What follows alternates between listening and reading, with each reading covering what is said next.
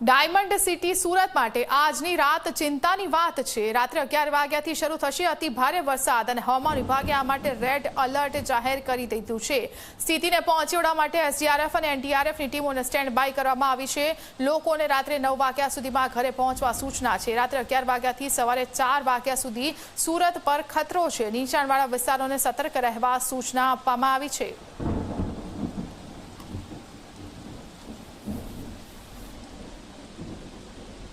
નમસ્કાર, હું ધારાસભ્ય સંગીતાબેન પાટીલ। સુરત શહેરમાં ઉપરવાસથી આવતા અતિ ભારે વરસાદના કારણે ખાડીપુર આવવાની શક્યતા છે। રાત સુધી ગંભીર પરિસ્થિતિ નિર્માણ થવાની શક્યતા છે। ખાડી નજીકના જેટલા બી સોસાયટીઓ છે, રહેવાસીઓ છે, એમને હું અપીલ કરું છું કે આપણે સુરક્ષિત સ્થળ પર જે સુરત મહાનગરપાલિકાએ રિલીફ સેન્ટર બનાવ્યા છે એ રિલીફ સેન્ટરમાં આપણે સ્થળાંતર થવું જોઈએ, જેથી કરીને આપણા જાનમાલને નુકસાન નહીં થાય।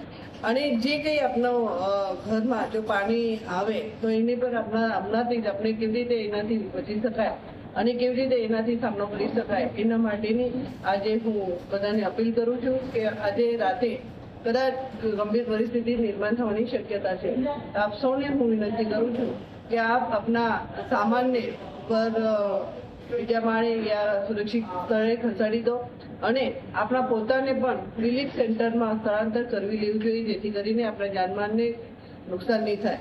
આપણે સૌને હું આ અપીલ કરવા માંગુ છું કે આપ સૌ આ મારી જે અપીલ છે એ અપીલને સ્વીકારશો અને આપણે સુરક્ષિત સ્થળે આવી જશે। નમસ્કાર, જય જય જય ગુજરાત।